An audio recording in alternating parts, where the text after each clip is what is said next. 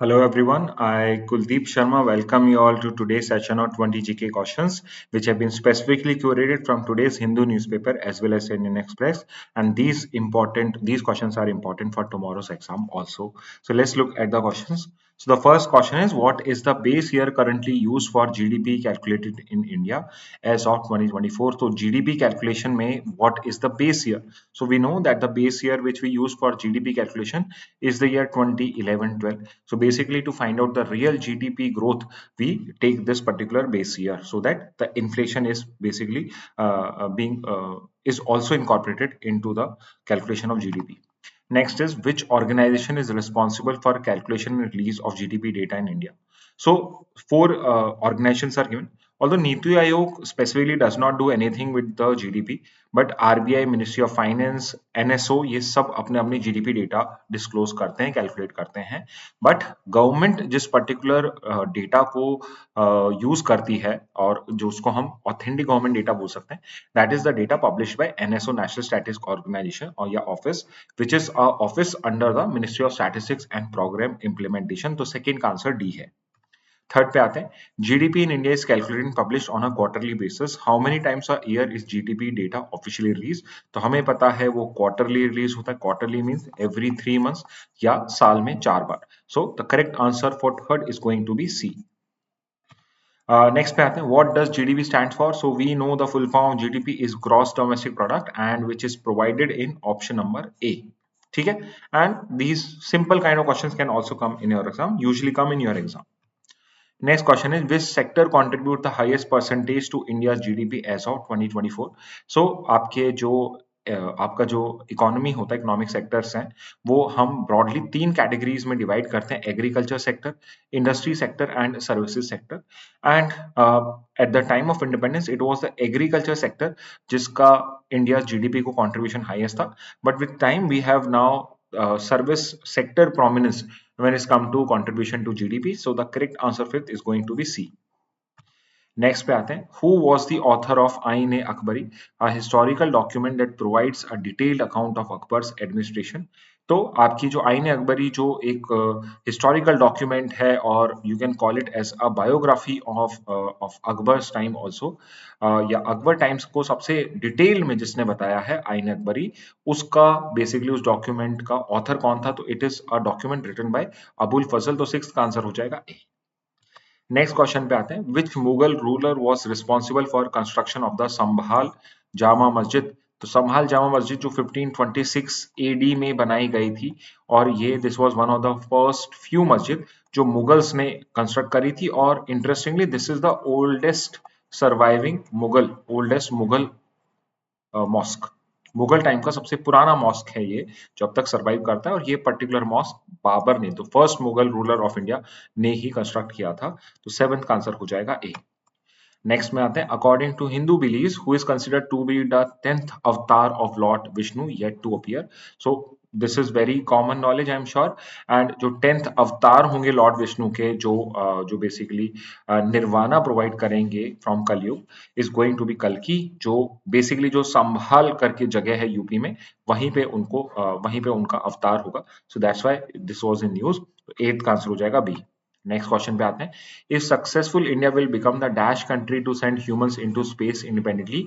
तो यहाँ पे गगनयान की बात हो रही है, गगनयान की बात हो रही है यहाँ पे. और अगर ये सक्सेसफुल हो जाएगा तो India is going to become the 4th country to send humans into space independently. So correct answer for 9th is going to be D. Next question is, at what altitude will the Gaganyaan mission orbit the Earth in low Earth orbit?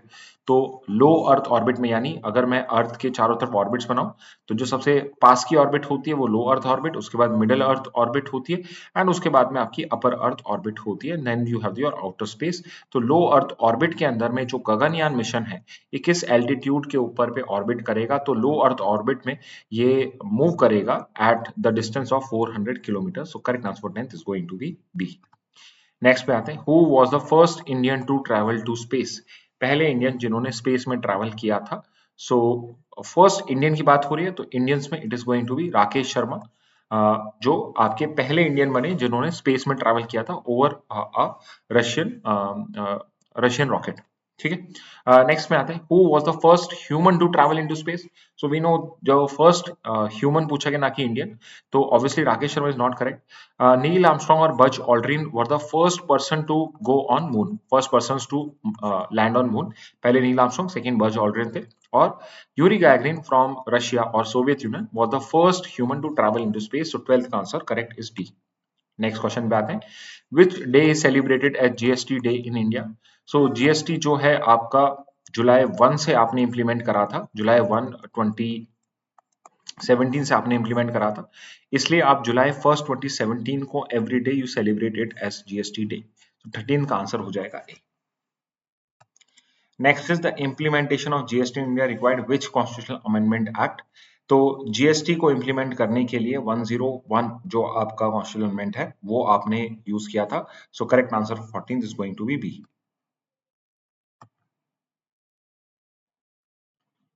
Next पे आते हैं, how many standard GST rates are applicable in India. So we discuss this also today. तो 0%, 5%, 12%, 18%, 28%, these are the standard GST rates which are applicable on goods and services in India. So which means there are 5 such standard GST rates. So correct answer 15 is going to be C. Many students get confused कि 5 से 28 ही उन्हें याद रहते हैं, they forget कि 0% भी एक GST की रेट है। 0% और एग्जेम्प्ट होना दोनों अलग बात होती हैं। एग्जेम्पशन का मतलब है जीएसटी अप्लाई नहीं होता, 0% का मतलब है जीएसटी अप्लाई तो होता है बट करंटली उसको अभी हमने 0% रखा हुआ है। नेक्स्ट पे आते हैं, who is the current chief economic advisor of India. तो current chief economic advisor of India कौन है। सो करंटली जो चीफ इकोनॉमिक एडवाइजर है वो है आपके वी अनंत नागेश्वर। 16 का आंसर सी हो जाएगा। ठीक है। नेक्स्ट क्वेश्चन पे आते हैं, which year did the GST officially came into effect in India. तो जब हमने आपका जीएसटी डे डिस्कस किया था तब वी आल्सो डिस्कस कि जीएसटी जो है वो ऑफिशियली 2017 में आपका आया था। तो 17 का 2017 में, तो 17 क्वेश्चन का आंसर है 2017 ओनली। तो करेक्ट आंसर सी हो जाएगा। नेक्स्ट क्वेश्चन पे what is the full form of IGST in the context of GST. तो गुड्स एंड सर्विस टैक्स में आई का फुल फॉर्म क्या है, is it integrated Indian industrial या इंडस्ट्रियल।